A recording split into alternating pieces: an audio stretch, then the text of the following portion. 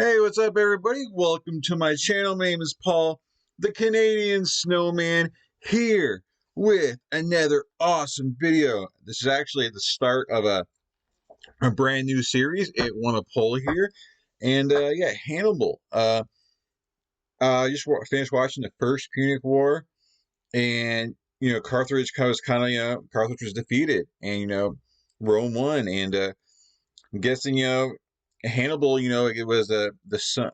He was the son of one of the leaders from that war, and apparently Carthage and Hannibal not very happy. And I guess Hannibal, the series is named Hannibal, so I'm assuming he's a great, fantastic leader. I've heard some big things from him in some of the comments already in other videos, and so. I'm expecting, this is a long series, so I think it's like 13, it's like around 13 episodes, but I'm expecting some awesome battles and some really tactical stuff, which is really cool because, it's kind of fun when because we all know Rome is good, but it's cool to have kind of like an even-sided battle. So this will be kind of cool because, you know, I really don't know anything about Hannibal except for he's like a great leader just from comments. I haven't really seen anything else on him, so this is definitely like brand new to me. So hope you guys, this is just the first episode, guys. So you got a lot more to go. I hope you guys stick around and with me and enjoy this episode. There's also a new channel that I've never seen before. It's a History March. Is that? Scroll down here. I forget what. Yeah, History March. I was just making sure. But yes, History March. Never seen any of their content before, so this will be brand new, and so that's exciting. But yeah, hope you guys are excited. I'm excited. I'm trying to think of anything else to say before we begin this journey of Hannibal.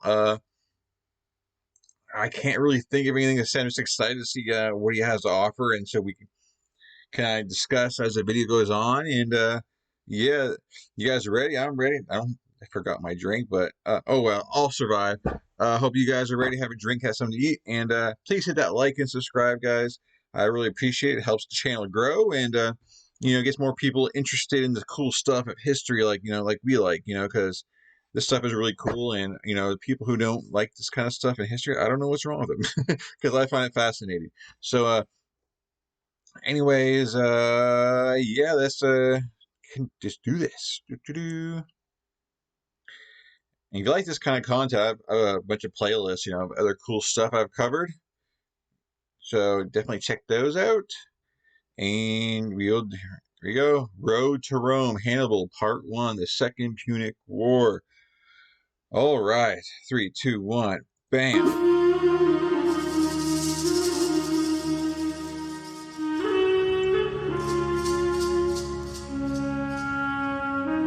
After General Hasdrubal the Fair was assassinated. I just want to say, if you haven't seen the First Punic War, it wasn't a huge popular series on my channel as of right now, but it was really cool to see the beginning. Like, if you don't know anything about Hannibal like I do, it was a cool series to watch to kind of know the backstory of this, because it was really cool seeing how the Carthage had their really good sailors. They're really good on the sea, and Rome wasn't really that great, and that there's a lot of bad luck in that series, for Rome. I wonder if this is years later. I wonder if they've learned from all that. So this will be exciting to see, how, how much things have changed if they have.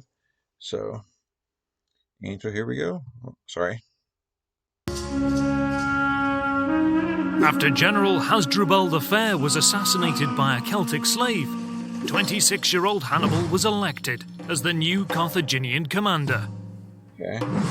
The young general immediately made plans to invade Rome, but he couldn't begin the campaign before strengthening Carthage's control over the Iberian Peninsula. So Hannibal went to work. All right. He launched 2 highly successful campaigns in 221 and 220 BC, extending Carthaginian influence beyond the Tagus River. But while on the return route to New Carthage, Hannibal was taken by surprise by a coalition of Iberian tribes. Okay. Led by the Carpetani tribe, the Iberians assembled a large army. They blocked Hannibal's path and fortified their position against the Tagus River, then waited for the Carthaginian general to attack. Here, Hannibal showed his military genius for the first time.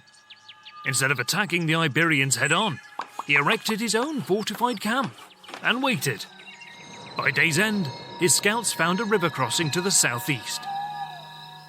During the wee hours of the night, Hannibal ordered a small contingent to stay in the camp and keep all the campfires burning, creating the illusion that the whole Carthaginian army was still encamped.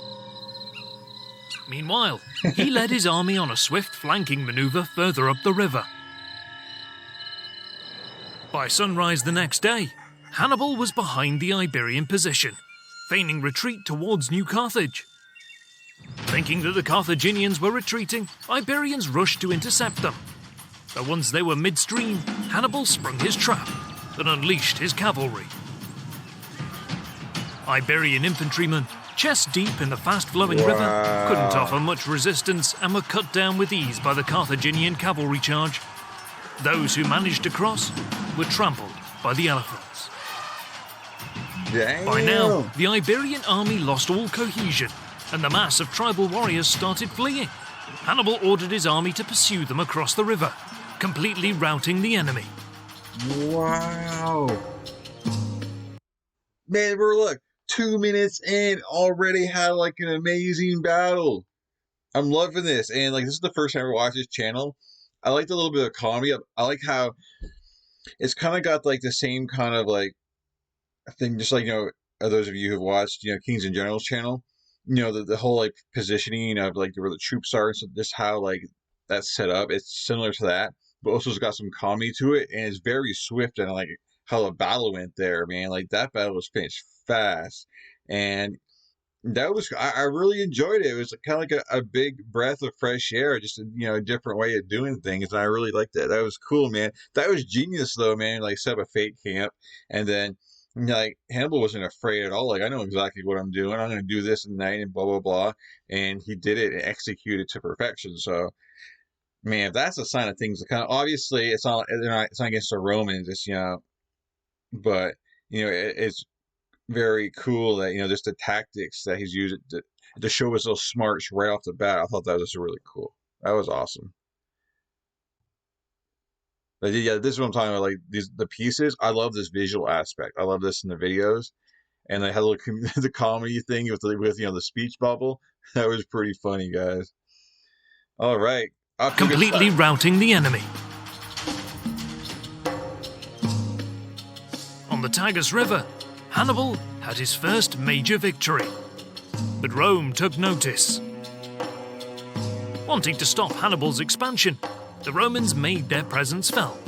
Already allied with the wealthy and powerful city of Saguntum, Rome declared it their protectorate, an act that Hannibal perceived as a violation of the treaty signed by the two great powers in 225 BC, which divided the Iberian Peninsula along the Ebro River into Carthaginian and Roman spheres of influence.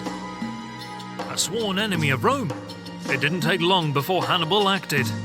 He marched on Saguntum and besieged the city. Here we go again. In 219 BC, Carthaginian army reached the outskirts of Saguntum. The city was heavily fortified, situated atop steep slopes and cliffs, high above the surrounding plain.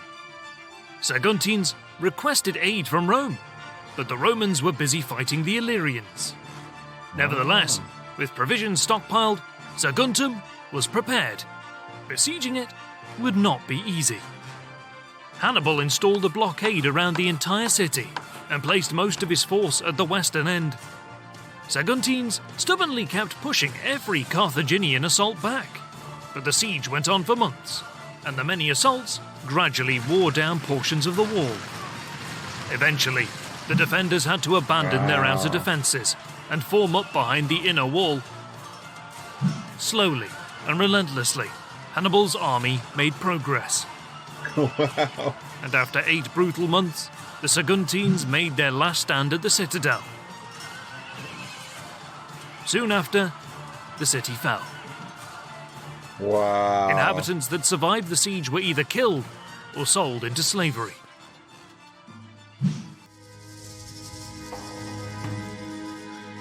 After the fall of Saguntum, Rome demanded justice for what they perceived was the violation of the treaty, and, claiming that Saguntum was in the Roman sphere of influence, according to the treaty, they asked Carthage to hand over Hannibal to Rome so he can be punished.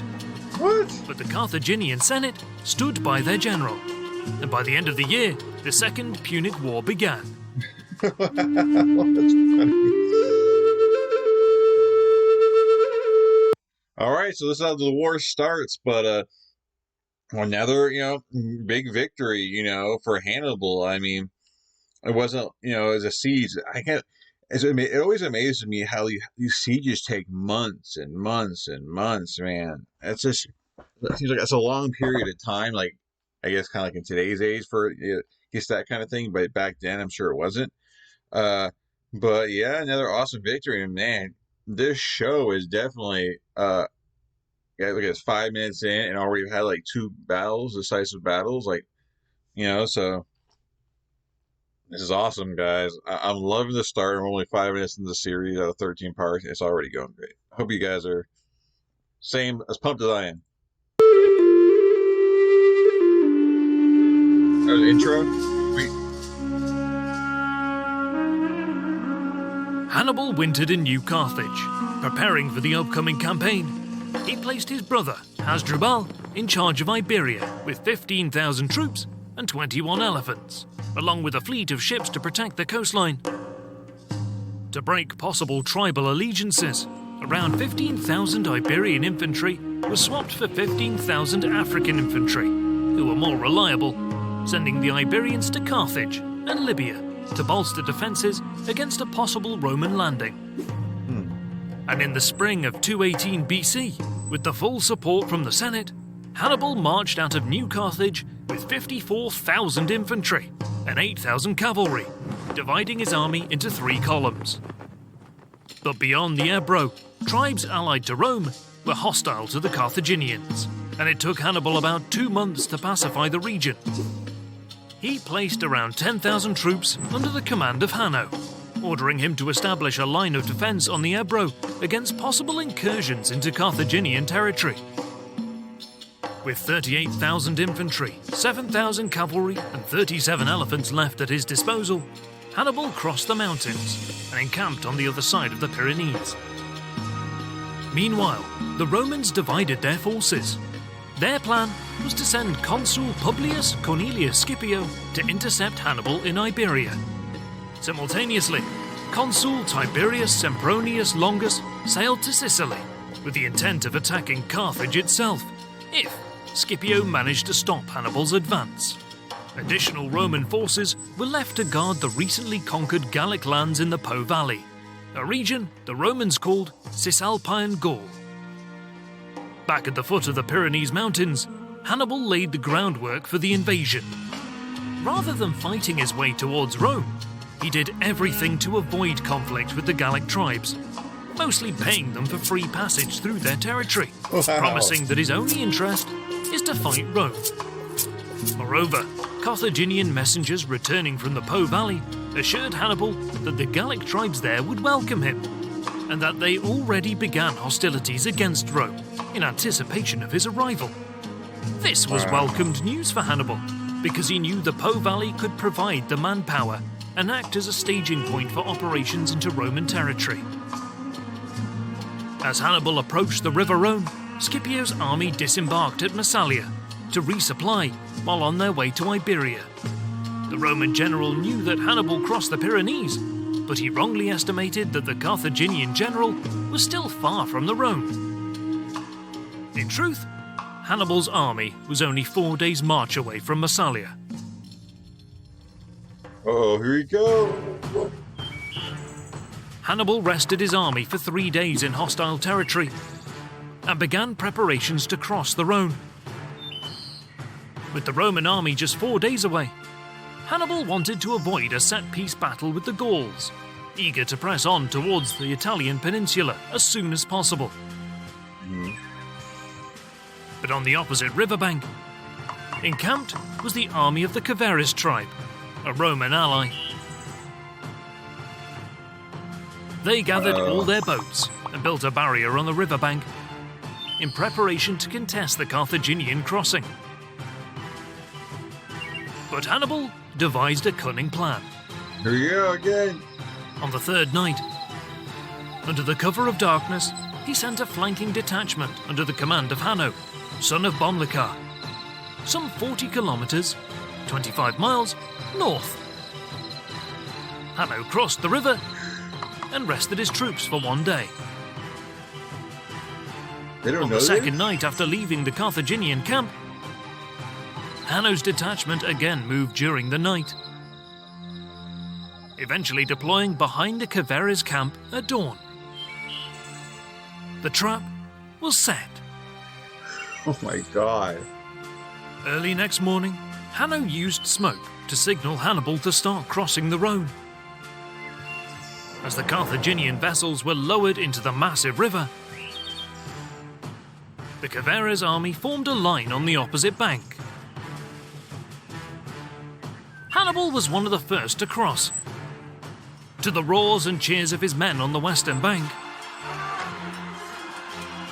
as the Carthaginians started disembarking on the eastern riverbank, Hanno sent a part of his force to loot and destroy the Caveres camp, while he proceeded to charge at the Gauls near the river. The Caveres were stunned by the flanking maneuver, and they began fleeing the field in panic, unable to cope with Hannibal's perfectly synchronized attacks. With the Gauls scattered, the battle was soon over, and the Carthaginians hastily proceeded to cross the river. Wow. Most of Hannibal... Man, like Hannibal just knows how to flank, doesn't he, man? It's like, oh, I can't do you one-on-one. Oh, I'm gonna send somebody else to, kill you, and send my other, troops along, to come flank you, man. This is pretty cool, man. Oh, jeez, loving the visuals too, man. This is great. I'm gonna end up saying that a lot throughout the series, probably because I already said it a bunch already, but amazing.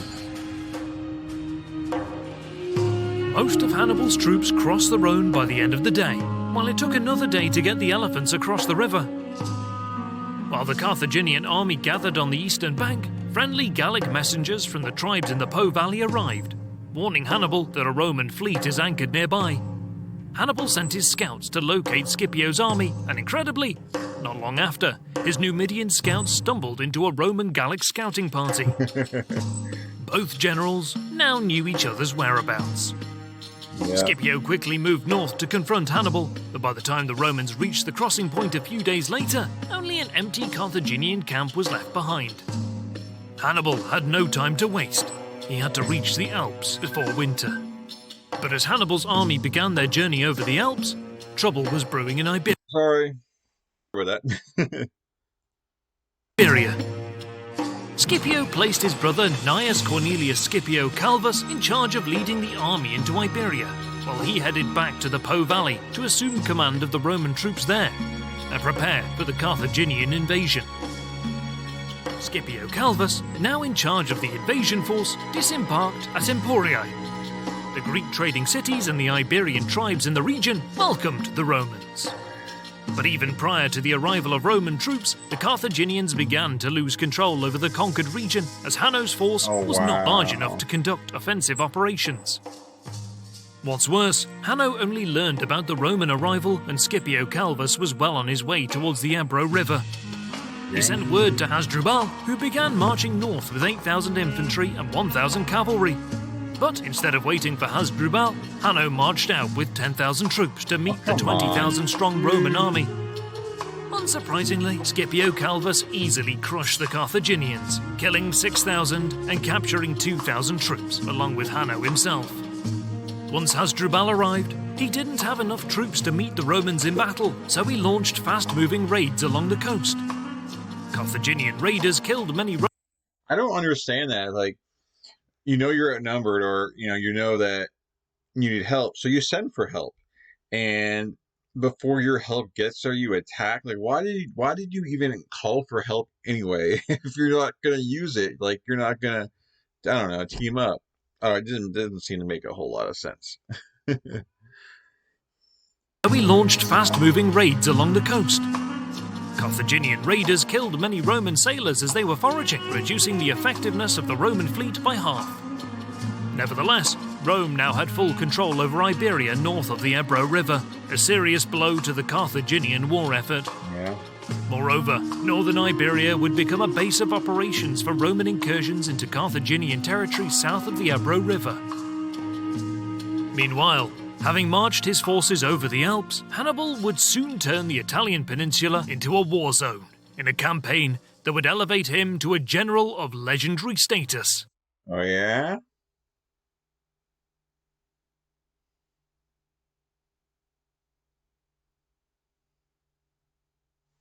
Oh, this is it. Oh, okay, that's it. I was like, is this like a little? Wow. I was. I'm used to like these long, like 30-minute videos that I've been doing lately. So wow. Okay, that's part one. And while the location of the route through the Alps has been a matter of debate amongst historians, Hannibal's march through Europe's highest mountain chain became the stuff of legend.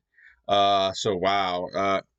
We're about to attack Italy. It seems like we're about to attack like the army of Rome. It seems like, but I wonder how that little pocket that Rome has, was it over there like in Spain or near Spain? I forget what they called that, but that's, you think that would be causing some issues. Like, I wonder if because Hannibal's going to want to get that taken care of, so because it gets help with maybe supply lines or something. I don't know. I wonder how he's going to take care of that. Maybe send some troops back to kind of help take that back over. I'm not sure. Uh, but wow, Hannibal coming out on fire for this first episode, man. We had what, three battles? Three. No, they weren't giant battles, but three battles, and he just outsmarted and just basically slaughtered them. Well, I want to say slaughtered, but he seemed like he easily won those battles. Like so. Anyways, guys, I hope you enjoyed this first episode. I very much did. I like that. We're fun. You know, we're following Hannibal, so I'm pretty much gonna be cheering for him. Just like when we followed Caesar, I was cheering for Caesar through that series, because you kind of like it's like a TV show. That's your character that you're following, and you kind of have to back them up, and you get excited for them. So yeah, pretty much I'll be on the Hannibal side probably throughout this, but it'll still be cool to see the back and forth, because you know obviously Hannibal's probably not going to win every single one, so which is great, because you don't want, I don't know, because this creates the back and forth is always fun. But obviously Hannibal does amazing in this, because or else he wouldn't be that well known. So I'm very interested to see how far he kind of gets into Italy, if he gets to Italy. But anyways, guys, please hit that like and subscribe, and hope you guys continue the journey with me on Hannibal. And yeah, this is great. Check out the other series, and I'll catch you guys on the next installment of Hannibal. Good stuff here, guys. Good stuff. Anyways, you guys have a great day, great night. Everyone, peace. I'm out of here.